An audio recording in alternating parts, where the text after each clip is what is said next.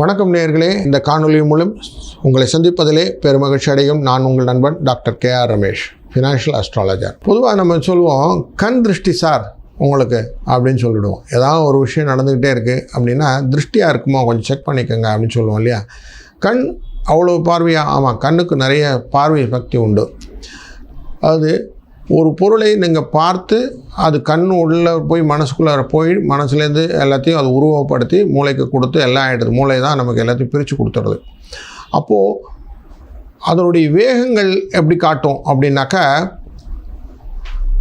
உடனே அதனுடைய கண் ஒம்மல்னு சொல்லுவோம். அது கண் ஒம்மல்னால் எரிச்சலை காட்டும், அது வேகத்தை காட்டிவிடும். ஏதாவது அவருக்கு ஒரு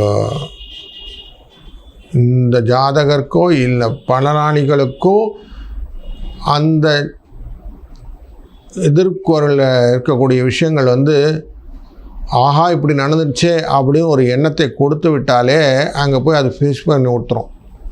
இது எப்படி புரிஞ்சுக்கிறதுன்னு சொன்னாக்க, ஒரு நண்பர் இருக்கிறா வச்சுக்கோங்களேன். இப்போ நீங்கள் வீட்டில் பூச்செடிக்கெல்லாம் தண்ணி ஊற்றிக்கிட்டு இருக்கதா வச்சுப்போம். அப்போது அந்த நண்பர் அந்த பக்கம் வந்துக்கிட்டு இருக்கிறார், நீங்கள் தண்ணி ஊற்றி கொண்டிருக்கிற லேவிஷாக அந்த தண்ணியை செலவு பண்ணிகிட்ருக்கீங்க அப்படின்னு பார்க்கும்போது அவர் தண்ணி கஷ்டத்தில் இருப்பார். அவருக்கு குடிக்கவே தண்ணி இல்லை அப்படிங்கும்போது இவர் பார்ப்பார், ஆஹா இப்படி தண்ணியை செலவு பண்ணிட்டு இருக்காங்களே, இப்படிலாம் இருக்காங்களேன்னு ஒரு செகண்ட் யோசித்து அந்த கண் பார்வையை வைத்தால் அந்த தீக்ஷண்யம், அந்த பார்வை தீக்ஷண்யம் என்ன பண்ணோன்னா திருஷ்டியை கொடுத்து விடும். மறுநாளைக்கு டெஃபினட்டாக நீங்கள் அந்த பூச்செடிக்காரர்கிட்ட போய் கேட்கலாம், கொழா ரிப்பேர் சார்னுவார். அப்போது கண் திருஷ்டி என்பது எவ்வளோ விஷயம் ஆகிறது பார்க்குறோம். இதையே கொஞ்சம் புராண காலத்து கதையாக பார்த்தோம்னா, ஒரு கொங்கணவர் அப்படிங்கிற ஒரு முனிவர் நல்ல தியானத்தில் அமர்ந்து இருக்கிறார். அப்போது மரத்து மேலே இருந்த ஒரு கொக்கு என்ன பண்ணுறது, அது எச்சத்தை போட்டு விடுகிறது. அந்த எச்சம் நேராக அந்த கொங்கணவர் முனி மேலே பளிச்சும் விழுந்துடுது. இவர் ஏதோ ஒன்று விழுந்து விடுதேன்னு சொல்லிட்டு, ஏதோ உணர்வு பூர்வமாக ஏதோ இருக்குதுன்னு சொல்லிட்டு டக்குன்னு கண்ணை முழித்து பார்க்குறார். மேலே எச்சம் இருக்கிறது. அந்த கொக்கை திரும்பி பார்க்கிறார். கொக்கு அங்கே எரிந்து சாம்பல் ஆகி விடுகிறது. கண்ணுடைய திருஷ்டினால், அந்த குங்கணவருடைய முனிவருடைய கண் திருஷ்டினால் கொக்கு எரிந்து விடுகிறது அப்படின்னு புராணம். இதை புரிஞ்சுட்ட இவர் என்ன பண்ணுறார், கோவத்தோடு இன்னொரு வீட்டுக்கு போகிறார். அந்த வீட்டில் பிச்சை கேட்குறார். அந்த பிட்சை கேட்கும் போது இந்த பிட்சை போட வேண்டியது அந்த அம்மா வரலை, லேட்டாக வராங்க. ஆனால் வந்துட்டு அந்த அம்மா பிட்சையை கொடுக்குறாங்க. அப்போ இந்த அம்மா பார்த்து கோபமாக பார்க்குறார். ஆனால் அந்த அம்மா சொல்லுது, என்னென்ன கொக்குன்னு நினச்சிட்டிங்களா அப்படின்னு கேட்குது. அப்படின்னா என்ன அர்த்தம், இவருடைய கண் திருஷ்டி அந்த அம்மா ஒன்றும் பண்ணலைன்னு அர்த்தம்.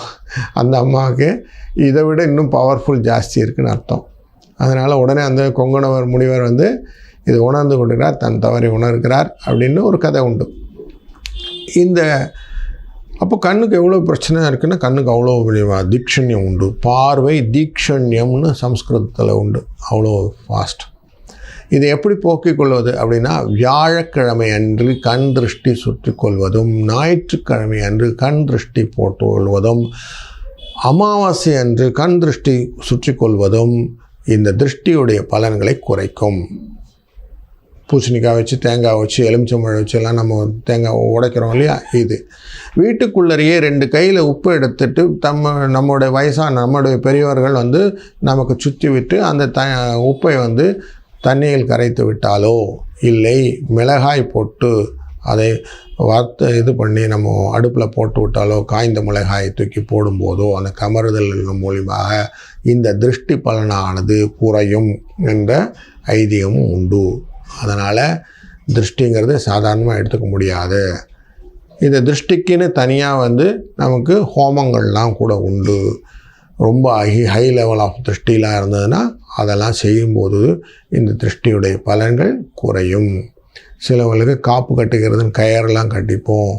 அப்படி மந்திரித்து கட்டும்போதும் இந்த திருஷ்டியுடைய பலன்கள் குறையும்.